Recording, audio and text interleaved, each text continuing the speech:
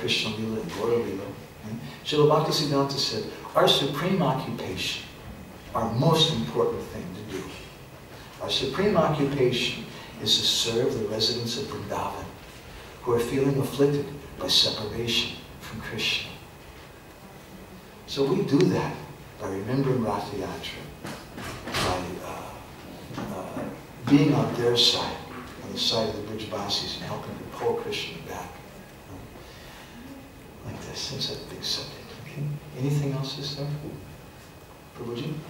You mentioned that Radharani was praying to God, to Lord Narayan. So I'm wondering, what's the theology there? The Brijbasis, they don't conceive of Krishna as God. Sometimes, our acharyas have said, the cowherd boys, they come home and they say, Mata Yashoda, it was an amazing thing today. Krishna killed a demon, Adasura. And when we were coming back, there were a whole bunch of funny guys in the air. And there was one guy, he had eyes all over his body. And he was riding on an elephant, I'm telling the truth. You know? And there was another guy on top of a bull, he had 5 heads. There was another guy with 4 heads on top of a swan. And they were all showering flowers on your Gopal. And they were worshipping him as God. They're saying that Krishna's God. And Mother Yashoda, when she hears it, she says, really? My Gopal, he's God. Isn't that sweet?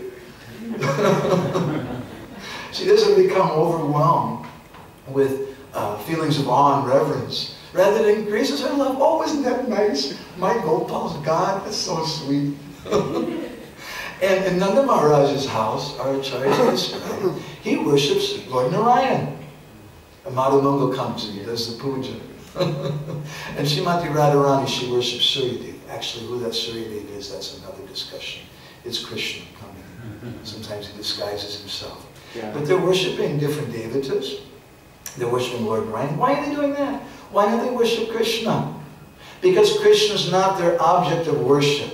Krishna's not the personality that they're taking shelter of to solve all their problems. They're not considering Krishna God, they just love him so much. And sometimes they do pray to Krishna when the forest fires surrounded them.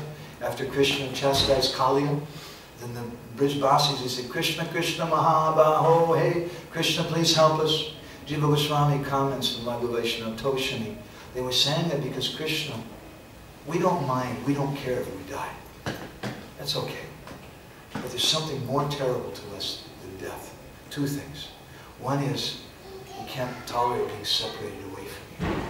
And number 2, people will criticize you. If you don't save us, we're your devotees. It's all we know is you. If you don't save us, then people will say bad things about you, and we can't tolerate that. So you have to come and save us so we won't criticize you. Nice. So the Brijbasis, they pray like that. They don't consider Krishna to be God. When Uddhava came to see Nanda Maharaj, Uddhava is a disciple of Brihaspati, and he knows so much Siddhanta, so much Shastra, like anything. He goes to Nanda Maharaj and he sees her crying. So he's a counselor. He knows what to say to people when they start crying. He preaches to them about God and about the soul. And so he told Nanda Maharaj, you shouldn't cry. You know, your boy Gopal, he's actually God.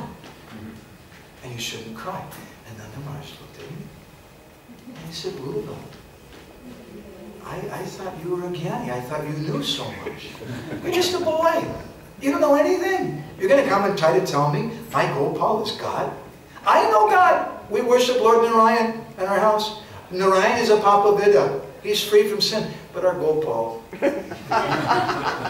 sometimes he does some very naughty things. He pinches the babies sometimes when he's sleeping. Sometimes he's passing urine and stool in people's houses. He's stealing the butter and things.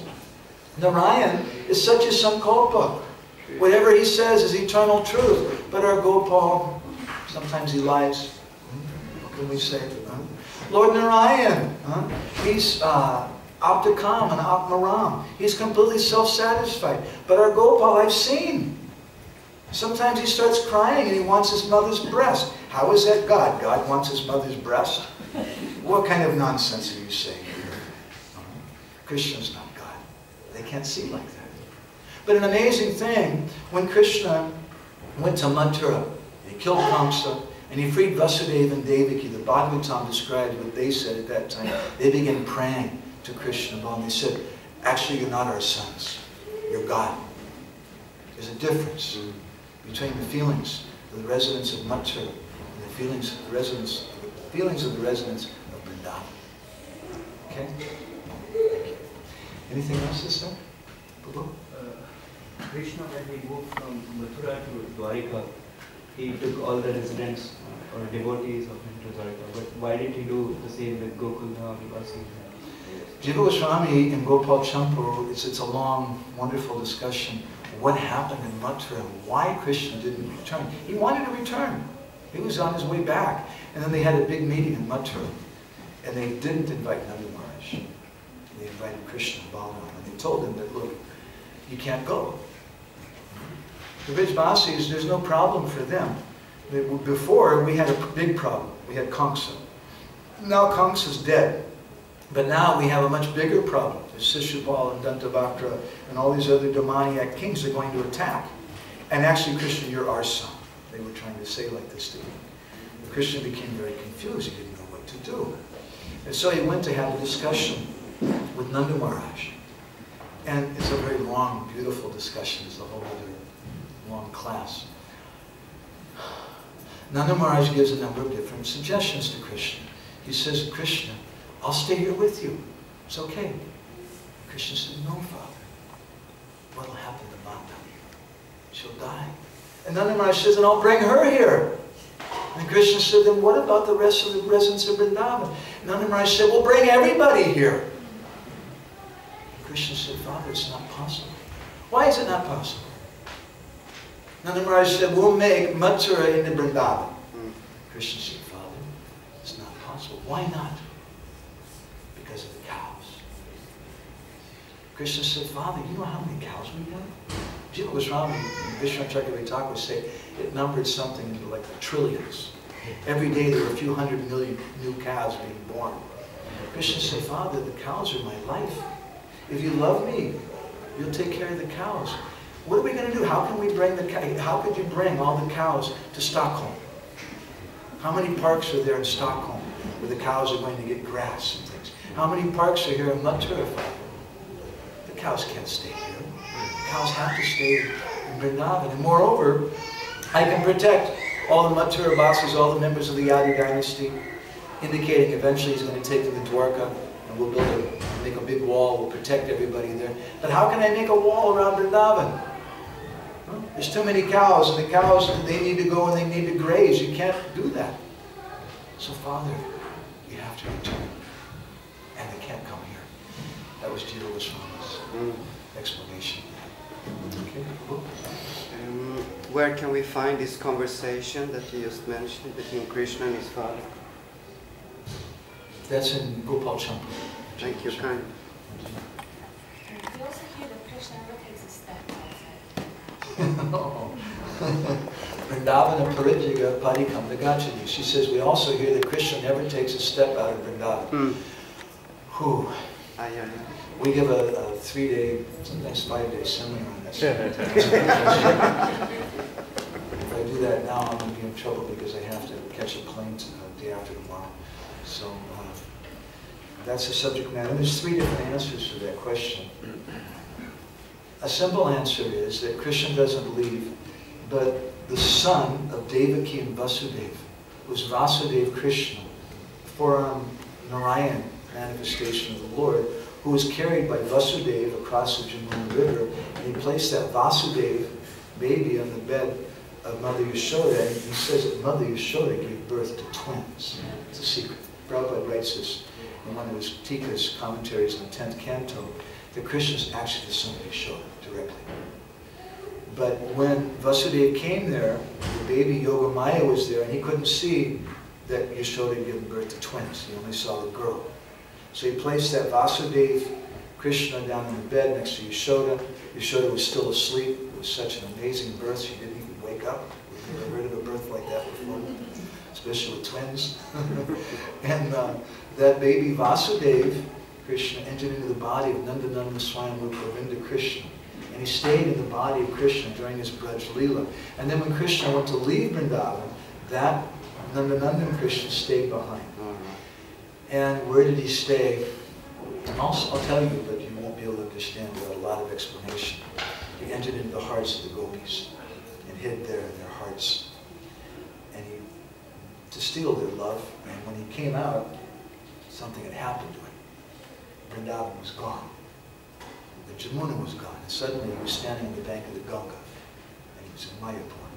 And he was no longer blackish. Shama Sundar had become Gaura Sundar. That's one explanation. Another explanation is given by Vishwanath Chakravarti Thakur that actually Krishna returned to Vrindavan with Nanda Maharaj. He said that when Nanda Maharaj started returning, Krishna did some amazing magic trick, Yoga Maya did, and 2 Nanda Maharajas were created, and 2 Krishnas, and 2 sets of the boys, and 2 sets of whatever cows were with them, and carts and everything else, and 1 set returned without Krishna, and 1 Krishna stayed in Mathura. And the other set returned with Krishna. And not an easy thing to understand. Vishwanath Chakravarti Thakur says in this way there are 2 different compartments in Braj. One is a compartment of sambhog, of union, and Krishna's always there. He never leaves. And the other is a compartment of separation, of union. My Guru Maharaj said, in a similar way, this Gaura Leela is a compartment of Krishna Leela. And this is a compartment of separation. That's Vripalanga Ketu, Jagannath Puri Dham, the place of separation. And that's another very big subject. He gives some evidence for this, that when Uddhava came to Vrindavan, he saw at first everyone was so happy, and everything was so joyous, and all the cows and everything were dancing, and everybody was so blissful. He says at that time Uddhava had entered the chamber of union, where Krishna was present, eternally present in Vrindavan. And then somehow he left that chamber and he came to the chamber of separation. And then he saw everyone was crying, and Krishna wasn't there. The third answer is given, which I'll say it, but you can't understand. And that is that Krishna never left Vrindavan, and that all the Dwarka Leela was just a dream. And that Krishna always stayed there, and that's Lalita Madhav. And that's Jagannath Puri. I can say that in one sentence, but usually it takes 2 or 3 classes, a few hours each to really, so the boys can digest it. It's a very big subject. Okay. So we hope that you will come back. Yeah, don't go. 3 times, don't go, don't go. That's okay. It's okay. I'm a very sweet person. You know, it's a very wonderful thing. Our sampradaya, our tradition, is such a wonderful thing that even very unqualified people, like we may all feel ourselves to be, even the most unqualified persons can do the most amazing things. Jagata Gatana Vidatri. Krishna makes the impossible possible. And he does that through his medium, through his form, the Sri Chaitanya Mahaprabhu. And so the most amazing thing is that we can all enter something into Gaura Leela and Krishna Leela, and we can understand something, such a very, very intimate thing, even though we're the most fallen Yavana Lechas, we can understand something about it. Srila Prabhupada has come and given us this thing. This is very similar to the feelings of the residents of Vrindavan, of Kurukshetra. Krishna's present, but they're feeling separation at the same time. And so for the devotees, they feel so happy. Oh my God, this is the most amazing thing. Rupa Goswami's Bhakti Rasamrita Sindhu, Ujjvala Mani, Lalita Maya, the nectar devotion, what Prabhupada has given us is completely amazing. But at the same time, along with that, is the most intense pain. I'm so fallen. I'm so very, very far away from it. But at the same time, there's another feeling Rupa Goswami describes, and that's a great hope. Because Krishna is so kind, Mahaprabhu is so kind. It's such an amazing movement. And we're so blessed that even though we may be so unqualified, I certainly am, that we can come together and we can try to share some of these things and think about some of these things. All glories to Srila Prabhupada. Srila Prabhupada ki jai! Samaveda Bhaktavinda ki jai! Gaur Premanande!